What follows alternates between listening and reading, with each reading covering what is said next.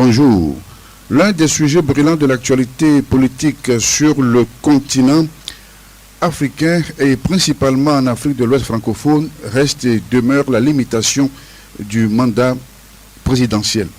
Depuis que le multipartisme est instauré à la faveur du fameux vent de l'Est, depuis qu'on a jugé que le système du parti unique, parti-État était inique, l'instauration de la limitation de mandat est évoquée et bien inscrite dans la constitution des pays pour éviter qu'un seul régime, qu'un seul homme s'éternise au pouvoir après un séjour de 2 mandats.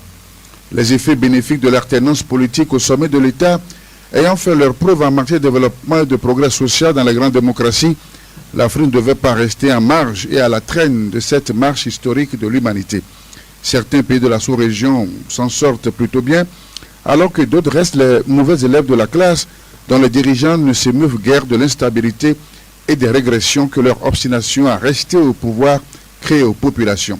Très vite, on a trouvé des subterfuges de tout genre et des arguments fallacieux avec l'aide des constitutionnalistes les plus véreux et mal intentionnés pour sauter les verrous de la limitation des mandats présidentiels.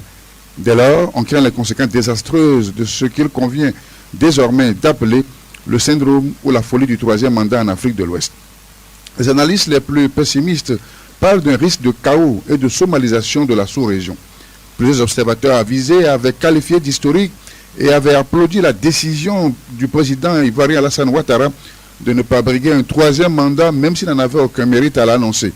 Mais très vite, ils ont déchanté lorsque celui-ci, dans l'art de se dédire, revient sur sa parole et se remet en course, parce que privé d'un dauphin qu'il savait candidat certain à la mort en raison de son état de santé incompatible avec la charge présidentielle et sous la pression d'un entourage beaucoup plus préoccupé par son propre intérêt que par celui du peuple.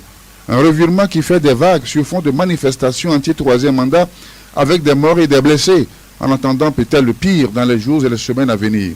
En Guinée-Conakry, Alpha Condé aussi hésite, mais sûrement tenté par cette folie du 3e mandat au regard du référendum constitutionnel qu'il a organisé contre vents et marées. Ses opposants ne cessent de crier et sont déjà sur le pied de guerre, même s'il n'a pas encore annoncé officiellement sa candidature. Ses partisans sont allés faire beaucoup de bruit la semaine dernière aux fenêtres de son bureau à la présidence pour le supplier, comme on sait si bien l'organiser, d'être candidat. Mais alors, quels que soient les arguments aussi fondés que l'on puisse évoquer pour justifier ce syndrome du 3e mandat ici ou ailleurs, cela ne participe pas à l'unité nationale, vu qu'il est source de haine, de violence et d'instabilité politique. Pour le Sénégalais Ali Ountine, défenseur des droits de l'homme et ancien directeur régional d'Amnesty International, cette histoire de 3e mandat n'a aucune réalité juridique et constitutionnelle. Il écrit sur son compte Twitter, je cite, « C'est une imposture intellectuelle qui dissimule les nouvelles formes de coup d'État constitutionnel et de coup d'État électoral. Cela crée instabilité et régression. » Fin de citation. Cette approche est d'autant plus vraie que ces élections présidentielles ne sont jamais organisées dans les règles de l'art, en toute transparente et ouverte à tous les potentiels candidats. Bien au contraire, tout le processus électoral est verrouillé et vicié avec un système d'élimination directe des adversaires politiques les plus redoutables.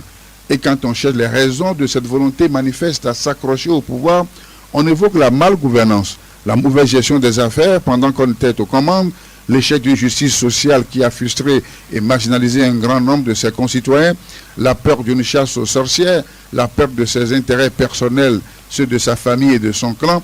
Bien souvent d'ailleurs, il semble que c'est bien l'entourage immédiat, constitué de faucons, des barons du sérail, qui mettent la pression sur ces hommes d'État, parfois pris en otage et incapables de se décider en toute lucidité.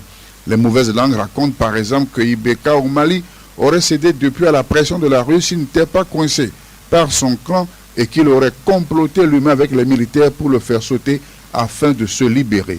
Vrai ou faux, ce qui est sûr, tout pouvoir politique a des ramifications jamais imaginées et profondément enracinées au point qu'il n'est pas aisé de le faire sauter.